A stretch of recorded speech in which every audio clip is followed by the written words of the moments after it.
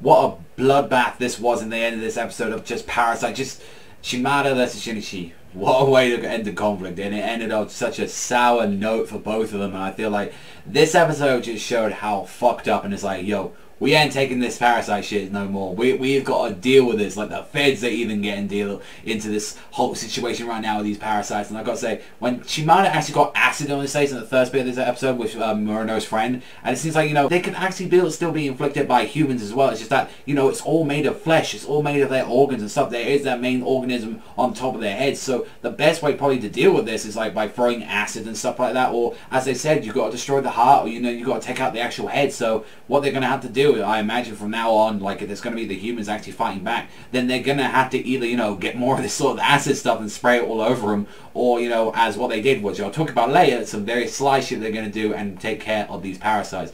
I've got to say, at the start of this episode, when we saw, like, Shimada, he couldn't get out of attack mode, and he was just brutally murdering everyone, like, left and right. The police were getting killed, like, just innocent fucking school kids, like, just getting absolutely murdered. And, like, Shinichi had to go in there. He had to save Murano. He's like, I've got to take care. And he's like, oh my god, like, he saw a girl look like that. And at first, he was just walking over the dead bodies like they were nothing. I'm like, is this how much he's changed? Because the original Shinichi would be crying right now. He'd be, like, absolutely panicking.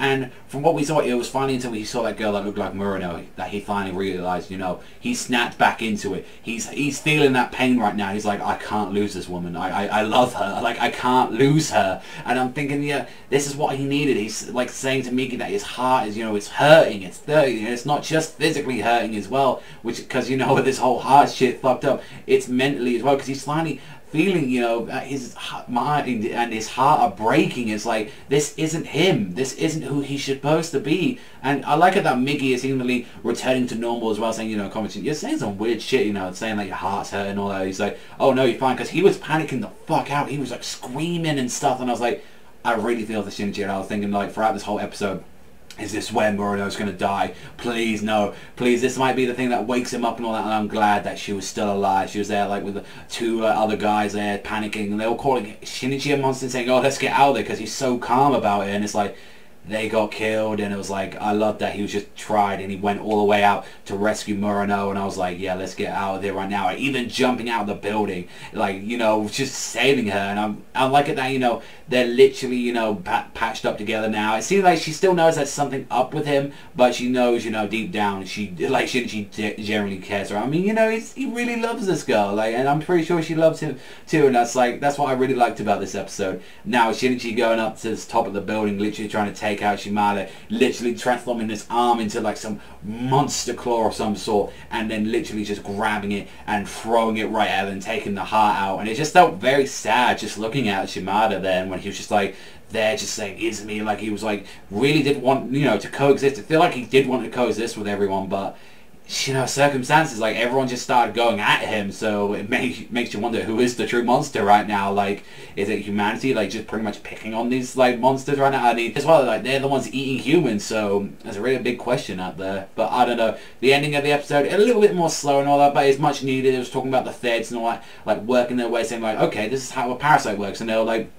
talking about, you know, how, like, you know, all the, like, the details of the organs. And I'm gonna say, if I was on my own working with that dirty ass fucking, like, creepy parasite thing, I would not want to be there. That thing looked like that could wake up any moment and kill me. I'm terrified of that shit. And it was just like, how the way they were doing it, that they were explaining, like, okay, let's make it public.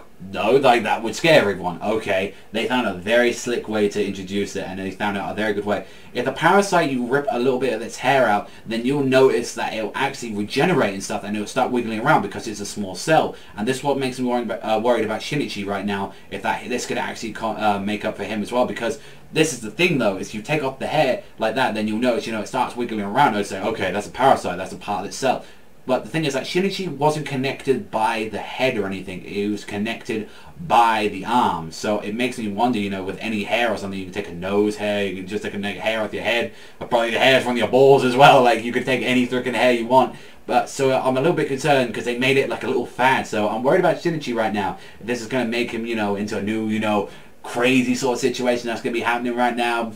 with him. We all know like Tamiya, and also that other dude that he met when he tried to take out his mom as well, like, because he's got the freaking parasite attached to his freaking chin, so he's kind of fucked right now. So makes me wonder about that. On that, really enjoyable episode. Yeah, a little bit slow around about the end, but it's Parasite. It's absolutely amazing. So I'm going to give this one another solid 8, but that's all for me. So thank you very much for watching as always, and I'll see you guys next time.